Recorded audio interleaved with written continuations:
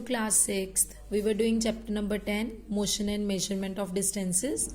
Now we are going to start with our next topic, that is standard units. Different standard units. अब हमने पहले क्या पढ़ा था, क्यूबिट, हैंड स्पैन, ये स्टैंडर्ड नहीं है, ये हर एक का अलग अलग होता है. स्टैंडर्ड मतलब पर्टिकुलरली जो प्लेस टू प्लेस डिफरेंट ना हो, यूनिफॉर्मिटी के कारण, ताकि ये एक जैसा रहे. साइंटिस्ट ने स्टैंडर्ड यूनिट्स ऑफ मेजरमेंट्स लिए, जिनको हम एक सिस्टम के अंदर कहते हैं एसआई यूनिट्स या international system of units. SI units length के हैं मीटर, याद रखिएगा. ओके, समटाइम्स अगर आपको लॉन्ग डिस्टेंसेस मेजर करने हो तो आप किलोमीटर्स वगैरह में मेजर कर सकते हैं, बट अगर एसआई की बात करें तो हम मीटर्स में ही करते हैं.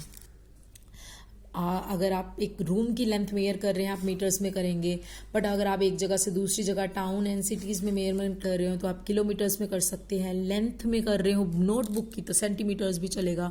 एक वायर की थिकनेस कर रहे हो तो मिलीमीटर्स भी चलेगा. इन सब में रिलेशन होता है, like 1 kilometre is equal to 1000 metres, 1 metre is equal to 10 decimetre, 1 decimetre is equal to 10 centimetre, 1 centimetre is equal to 10 millimetre. तो इस रिलेशन से हम फिर दोबारा से मीटर्स पर आ सकते हैं. तो मेजरमेंट्स ऑफ लेंथ के कारण हमारे पास टूल जो निकला उसको हम मीटर स्केल बोलना शुरू कर दिया. Metre scale, metre ruler, metre rod, metre measuring tape, कुछ भी. So for example, you keep a 15 centimetre scale in your geometry box. Cloth merchant जो है वो मीटर रॉड लेता है, टेलर जो है वो मेजरिंग टेप लेता है. तो हर एक के पास अलग अलग स्टैंडर्ड उनका है जिससे वो आगे मेजरमेंट कर सकते हैं. Okay, for taking the measurement आपने क्या करना है, टेक अ मीटर स्केल, उसको जिस भी चीज़ की आपने मेजरमेंट करनी है उसके पैरेलल बिल्कुल सीधा सीधा सीधा रख के आप उसके साथ मेजरमेंट कर सकते हैं. आपको प्रिकॉशंस क्या लेनी पड़ेंगी, आपके स्केल के ऊपर जीरो मार्क जो है वो उसके स्टार्टिंग पॉइंट से मैच करना चाहिए. अगर नहीं कर रहा तो आपका स्केल गलत है.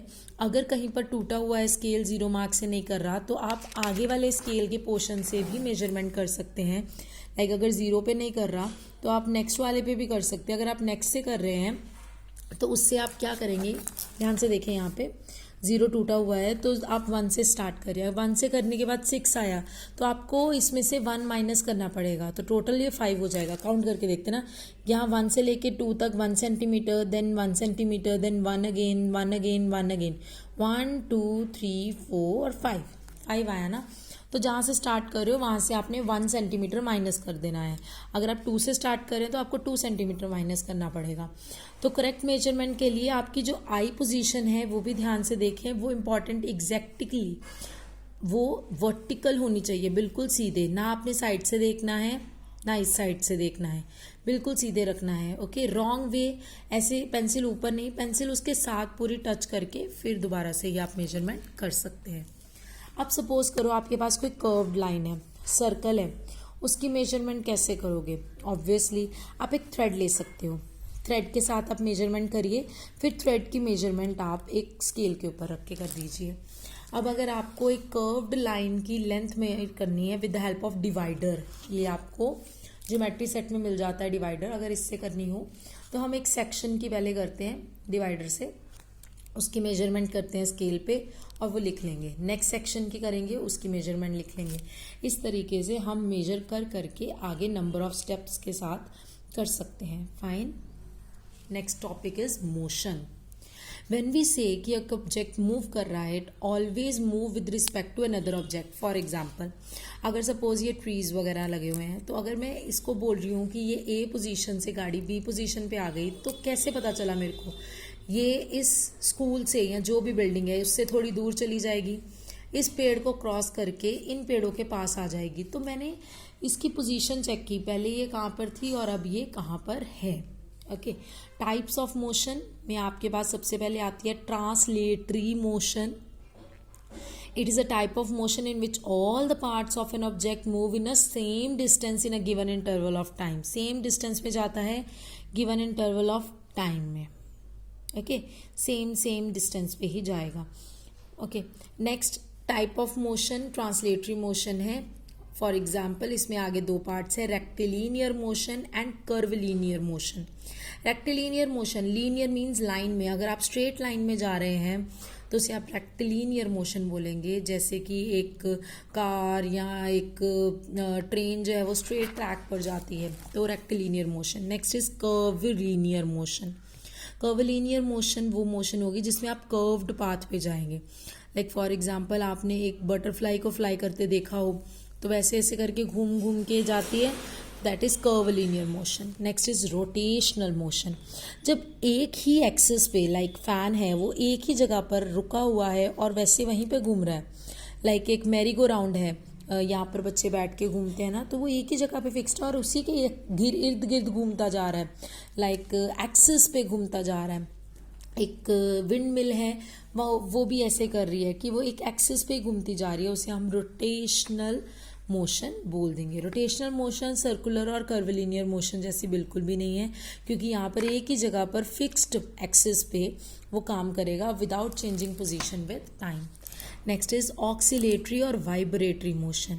ओके, ऑक्सीलेटरी मोशन या वाइब्रेटरी मोशन। ऑक्सीलेटरी मोशन में क्या होता है, टू और फ्रो मूवमेंट होती है या वाइब्रेशंस प्रोड्यूस होंगी जब वो पोजीशन ऑफ रेस्ट से स्टार्ट होंगे। लाइक फॉर एग्जांपल एक स्विंग है, जब आप एक स्विंग को टू मतलब आगे और फ्रो मतलब पीछे, जब आप ऐसे करके जाते हैं, that is oscillatory motion. Is it clear?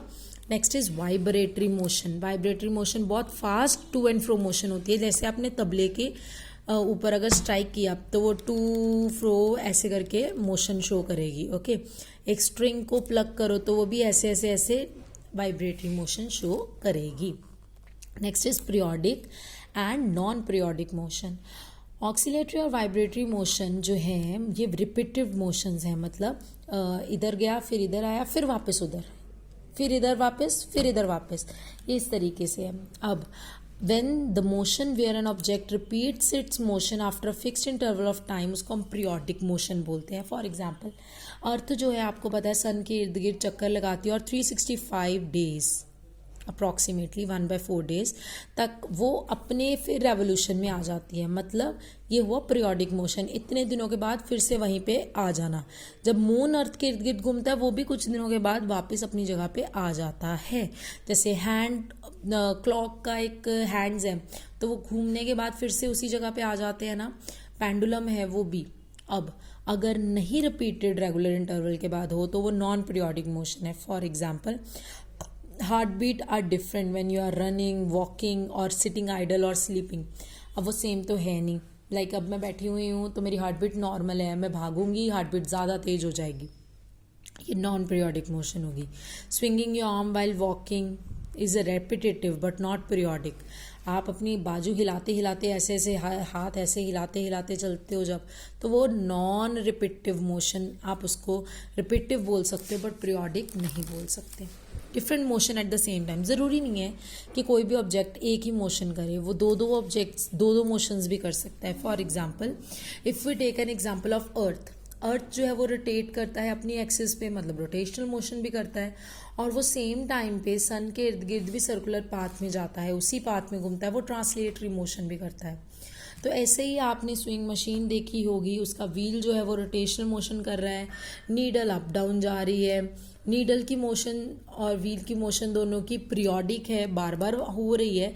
Movement pendulum की भी आपने देखी होगी, ऑक्सेलरेटरी है बट पीरियोडिक भी है साथ में। अगर आप हैंड्स ऑफ क्लॉक की बात करें, पीरियोडिक भी है और साथ में रोटेशनल भी है। इस तरीके से कोई भी एक ऑब्जेक्ट ज़्यादा मोशंस भी शो कर सकता है। आई होप सो ये टॉपिक या ये चैप्टर पूरा ही आपको क्लियर होगा। इसके बाद आप कीज टू नोट्स एंड की टर्म्स जो हैं वो लर्न करें, इनको समझें, ताकि हम बाद में चैप्टर सॉल्व कर सकें। Thank you so much students.